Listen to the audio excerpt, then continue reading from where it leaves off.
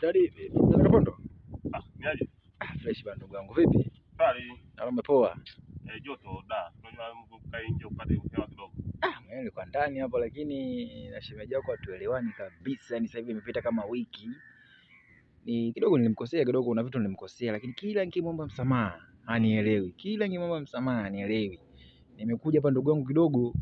Hebu unisaidie nifanyaje maana nimeshindwa yani ndugu yangu. Sasa kama kweli umemkosea, si ndio? Ndio. Na umemwomba msamaha kwa namna yoyote hajakuelewa. Ndio. Hebu kamwambie hivi. Kupenda kwangu wewe haimaanishi kuwa sitokosea abadan.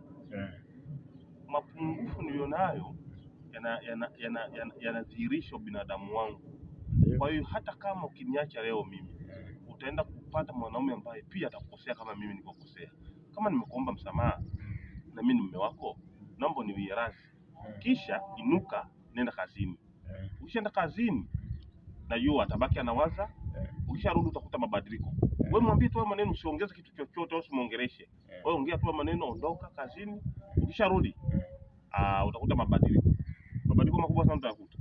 Bwana ngoja ngajaribu hiyo nione itakuwaje. Hiyo lazima elewe. Ngoja ngajaribu.